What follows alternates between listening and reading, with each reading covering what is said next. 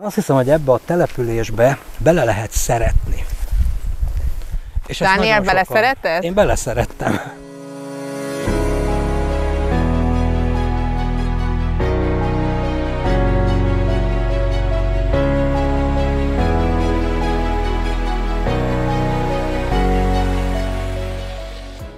Galán Angéla vagyok, riporter és dokumentumfilmes. Amit a legjobban szeretek a szakmámban, az az, hogy mindig új és izgalmas történetekkel találkozom, amit aztán elmesélhetek önöknek, nektek. Egy 12 részes sorozat első részét láthatjátok, az úti célunk a Dunakanyar és környéke. Múltbéli mesterségek, régi legendák, a jelen látnivalói és jövőbe mutató kezdeményezések, ezt mind szeretnénk megmutatni. Ami az egészet összeköti, az a Duna, a víz áramlása. Az első állomásunk Nagybörzsöny. 16, 17, 18 és a 19. üres, ugye? Igen, üres. De hogy van ez a sztori a kőfejekkel? 18 kőfej van, és a 19. üres. És egy üres ablak. Nagyon sok helyen tévesen van leírva, mert 19 fejről és egy 20. üres ablakról beszélünk, de ez nem így van, most ugye ezt be tudtuk bizonyítani, mert megszámoltuk. Tehát 18 tatárfejünk van, és egy üres ablak. Hát ennek van egy nagyon régi legendája, hogy kerültek ezek a tatárfejek ide föl az ív sorra. A legenda szerint 4. Béla, amikor az osztrákok felé menekült, ez volt az útvonala. És az őt üldöző tatárokat fogták el a nagybörzsönyiek, 18-at lefejeztek, a 19-nek vagy sikerült elmenekülnie, vagy ugye a régi legendákban az is elhangzik, hogy elengedték, mint hírvivő, hogy el tudja mondani annak, hogy itt Nagybörzsönyben micsoda barbár emberek élnek. Magyarországon nem sok ilyen templomunk van. Ez szinte teljesen ép állapotában maradt meg. Ez 800 éves templom, tehát túlérte a tatárt, a törököt, a világháborúkat. Azt mondták erre a stílusra, hogy ez az Isten örök háza, az Isten örök vára. És ez a 800 év, azt hiszem, hogy ezt bizonyítja is. És a mai napig tartanak itt szentmiséket?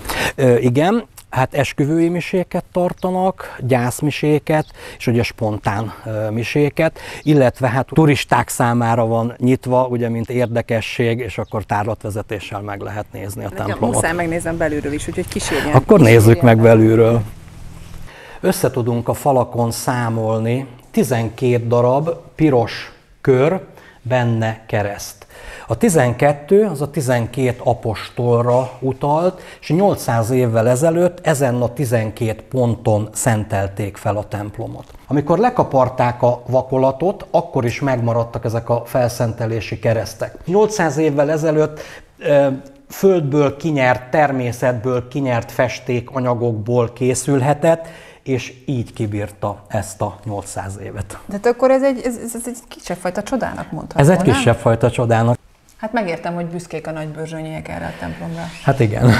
Hogyha valaki soha nem járt még Nagybörzsönyben, akkor mi az, ami miatt ez a település mindenképp érdekes? 4 temploma van a településnek.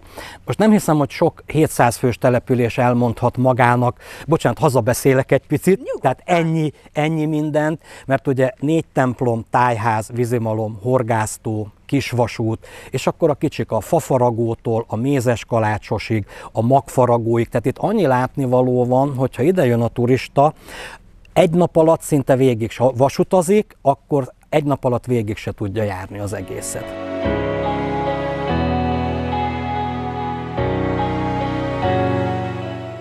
Én ugye először járok most Nagybörzsönyben, és csodaszép, meg különleges. De amit nem tudhat az, aki először ide látogat, hogy milyenek a nagybörzsönyiek, milyenek az itt élő emberek. Én úgymond gyütment vagyok. Tényleg? Persze úgy nősültem ide, de most 7 kilométert jöttem ide, és teljesen mások a szokások. Tehát egy sváb disznótor teljesen más, mint egy ipolytölgyesítő. Ugye másképp beszél a nagybörzsönyi sváb, a nagymarosi és a pilisi, mert ez teljesen szinte, ugye ez egy zárt település, ugye mivel zsákfalu, és ezt a nyelvet csak itt értik meg. Tehát lehet egy olyan variáció, hogy például a 2 idős néni a Szobi STK-ba úgy kibeszéli az orvost, hogy mellettük áll, perfekt tud németül, el fog csípni 2-3 szót, de összességében nem érti meg, hogy miről beszélnek a nénik. Tehát ennyire.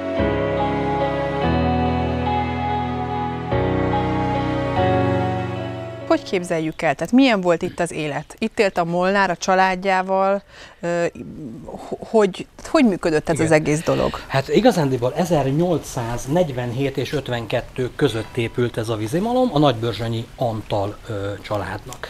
És ugye nem csak malom volt, hanem a Molnár itt is lakott a családjával együtt, mivel itt lakott, éjjel-nappal tudott őrölni, és így napi szinten 12-16 mázsa gabonát tudott leőrölni. Úgyhogy ez úgymond egy családi vállalkozás volt. Ugye 4 malom volt a településen, ha jól emlékszem, igen. És ez most már egy jó ideje nem működik. De milyen volt, amikor igen. működött? Eredetileg köves malom volt. 1852-től az alapítási évétől 3 kőjárat végezte az őrlést. Ebből a 3 kőből egy megmaradt, eredeti állapotában láthatjuk. Ugye gondolom a köves malom az a legrégebbi technika. Az a legrégebbi. Őskortól használjuk a követ. És az az érdekes, hogy őskortól 1874-ig még Megvárt András és Ganz Ábrahám fel nem találta a hengerszékes őrlést, addig csak a teljes kiőrlésű liszt létezett. Tehát az eleink tulajdonképpen kénytelenek voltak egészségesen táplálkozni. Ha tetszett nekik, ha nem.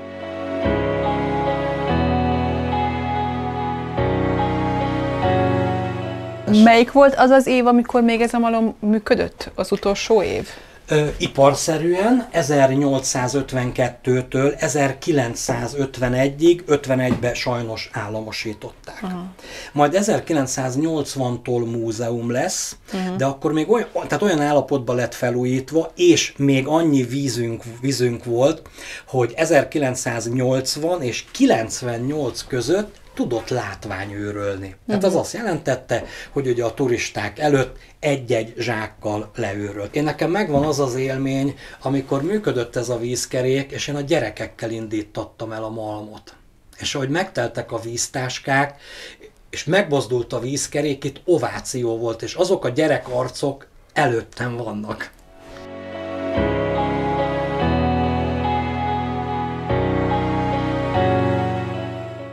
Mikor épült ez a ház? 1600-as években már állt ez a ház. És tudni róla, hogy kik lakták?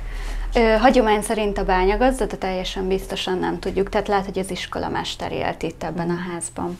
A szobáknak a nagyságát is érdemes megnézni, tehát ilyen házakat leginkább az 1800-as években építettek.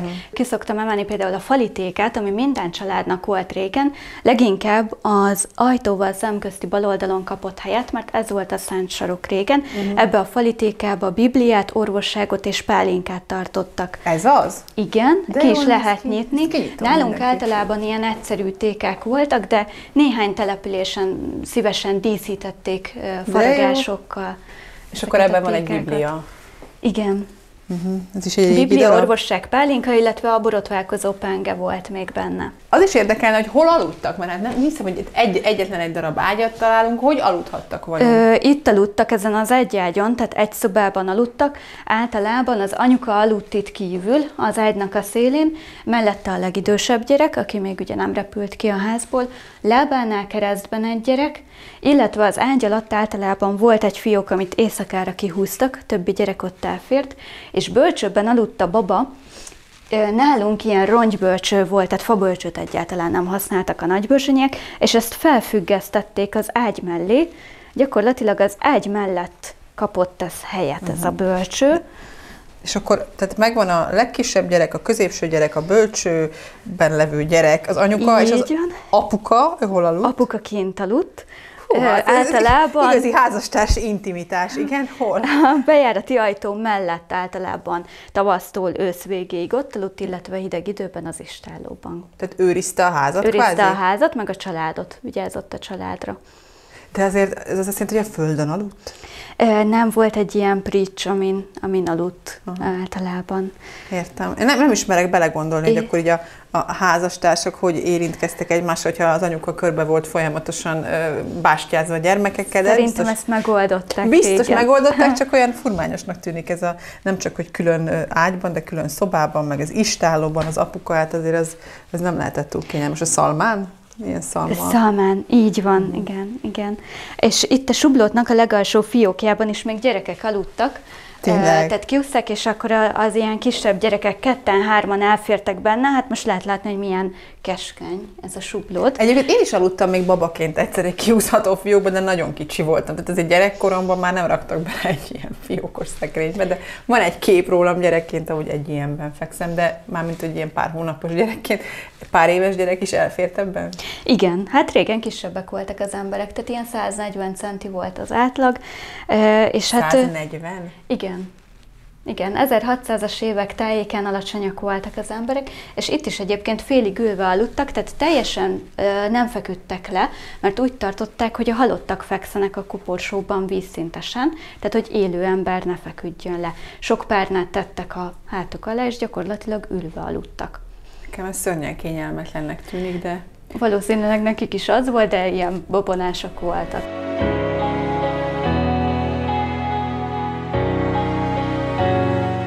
Ezt a szobát úgy hívták, hogy tiszta szoba. Vagy nem? Igen, az átlagházaknál úgy hívták, hogy tiszta szoba, és általában ezt rendben tartották vendégek fogadására, halottak ravatalozására, mennyasszony öltöztetésére, és általában, tehát érdemes itt megnézni az ágyat, ezt igazából nagyon magasra vetették, és lehet látni, hogy fekete hímzéses ágyterítő van rajta, mert nálunk Nagybörzsönyben a fekete volt az ünneplős szín. Glázer Zsuzsanna 1893-ban készítette ezt az ágyterítőt, és ami érdekesség még Nagybörzsönyben, hogy nálunk a gyászszíne a piros volt, tehát nem a fekete, hanem a piros. De érdekes. Magyarországon egyedülállóan, mert úgy tartották, hogy Szent Péter a Mennyország kapujában egy piros virággal várja az odaérkezőket. És nemrég láttam egy halotti leplet is, amiben sok piros hímzés volt.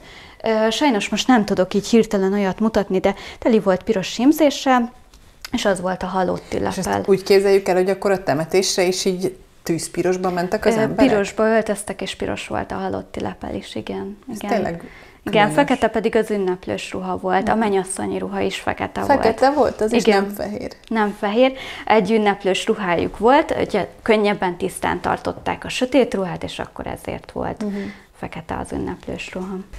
És akkor itt vannak a kenderfonáshoz szükséges eszközök. Mi az, amit tudunk róla? Itt például a tiloló, ez a kender növénynek a kemény szárát törte meg.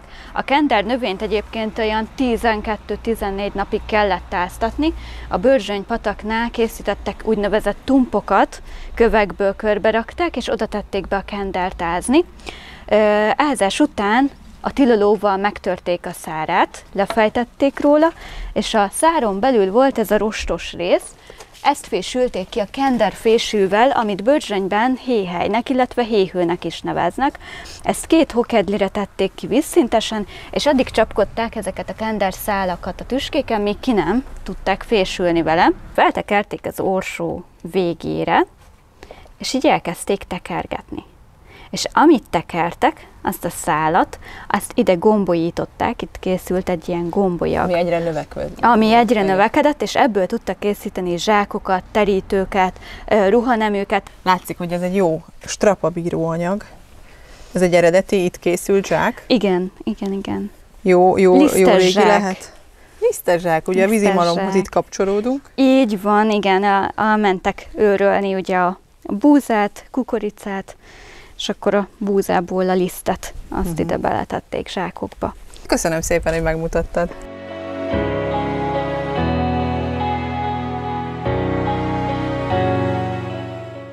Hello! Szereted? Reméljük, hogy tetszett, amit Nagybörzsönyből meg tudtunk mutatni. Folytatjuk továbbra is kalandozásainkat a Duna kanyaron és környékén. Tartsatok velünk akkor is!